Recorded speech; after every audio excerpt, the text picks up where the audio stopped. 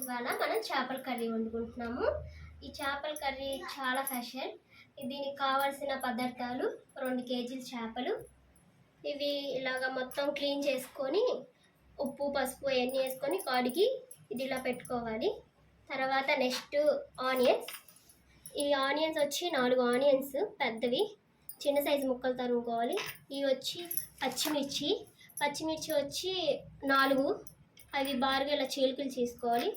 ఇది వచ్చి ఒక 50 గ్రాముల చింతపండు, తర్వాత 4 లవంగాలు, 2 యాలకులు, ఇంచు దాల్చిన చెక్క, ఒక కొబ్బరి ముక్క, 2 రెబ్బల కరివేపాకు, 2 టమాటా ముక్కలు, కొన్ని ధనియాలు, ఆయిల్, కారం, ఉప్పు, పసుపు. ఇప్పుడు తయారు చేసే విధానం. ముక్కలు కడుక్కొని ఇలా పెట్టుకున్నాం కదా, దీంట్లో కావాల్సింది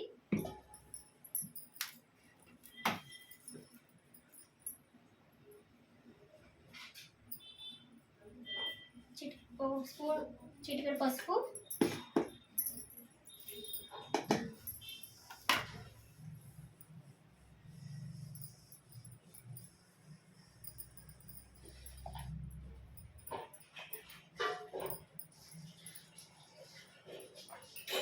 ఒక 3 స్పూన్లు కారం, ఆనియన్స్,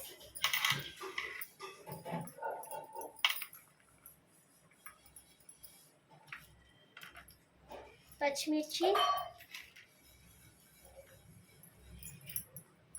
చింతపండు వాటర్లో నానబెట్టుకుని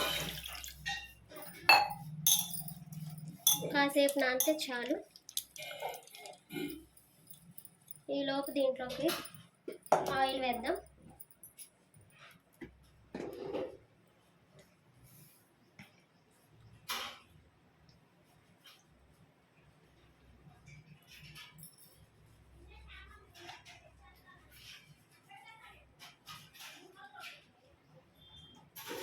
దీంట్లోకి ఒక 5 స్పూన్లు ఆయిల్,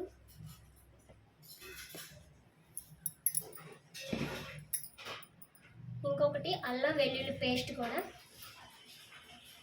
పేస్ట్ ఇది సరిపోతుంది ఫ్రెండ్స్.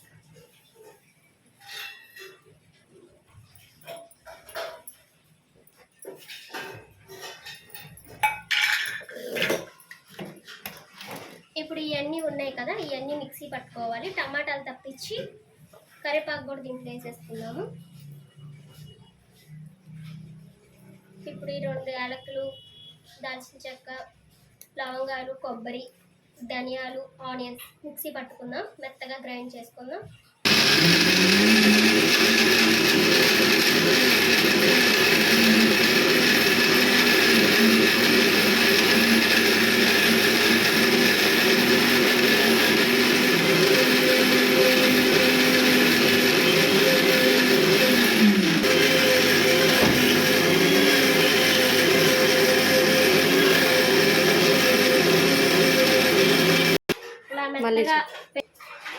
ఇప్పుడు ఇవన్నీ మసాలాలన్నీ కలిపి ఇలా పేస్ట్ అయింది. ఇలా మెత్తగా గ్రైండ్ చేసుకోవాలి.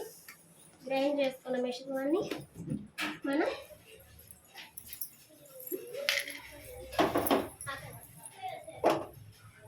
ఇప్పుడు ఈ చేపల కర్రీలో ఇలాగే వేసుకోవాలి. ముద్ద కూడా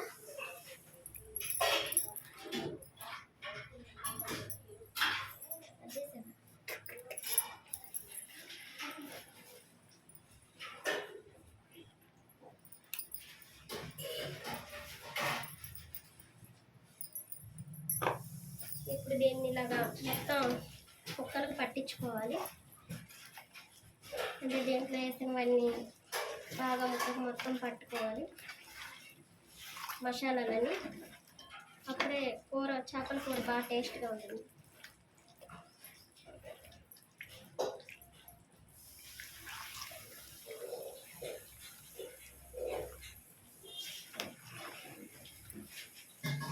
ఈ ఆనియన్స్ గ్రైండ్ చేసాం కదా, గ్రైండ్ చేస్తే కొంచెం గ్రేవీ ఎక్కువ వస్తుంది.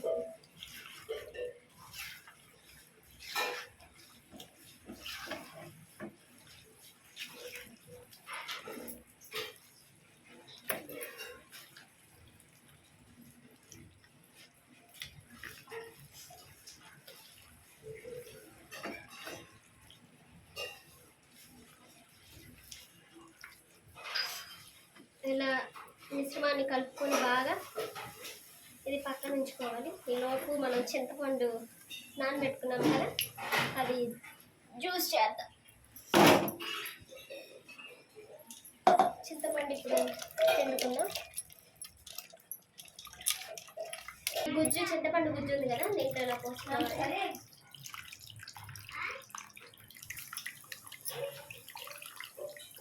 గుజ్జు ఇప్పుడు ఆఫ్ చేపల పులుసు దీంట్లో వేసాం కదా, ఈ పులుసు కూడా దీంట్లో కలుపుకొని పడితే కొంచెం వాటర్ వేసుకుందాం కాబట్టి ఇలా పెట్టేసి స్టవ్ ఆన్ చేద్దాం, పెడదాం. దీంట్లో ఉప్పు వేద్దాం.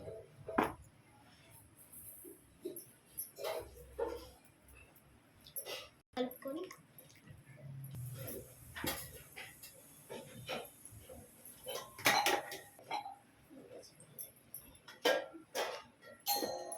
మూత పెట్టుకుందాం. నా వైపు చూపించు. ఇందాక 2 టమాటాలు ఉంచాం కదా, ఇలాగా మెత్తగా తీసుకొని ఇలా వాటర్ తెచ్చుకోవాలి. ఆ వాటర్ అన్నది దీంట్లో వేయాలి. కొంచెం ఉడికాక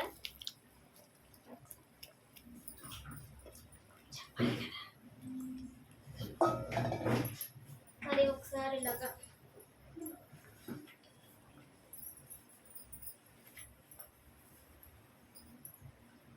ఇలా కలుపుకొని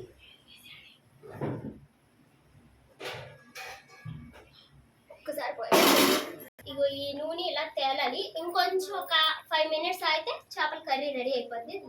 దీనిపై ముందు గార్నిష్ గా కొత్తిమీర అవి చల్లుకోవాలి. ఒక 5 నిమిషాలు అయితే చేపల కర్రీ రెడీ అయిపోతుంది.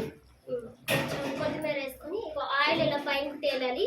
తేలినప్పుడే కర్రీ రెడీ అయిపోయినట్టు. లాస్ట్లో కొంచెం కొత్తిమీర చల్లుకొని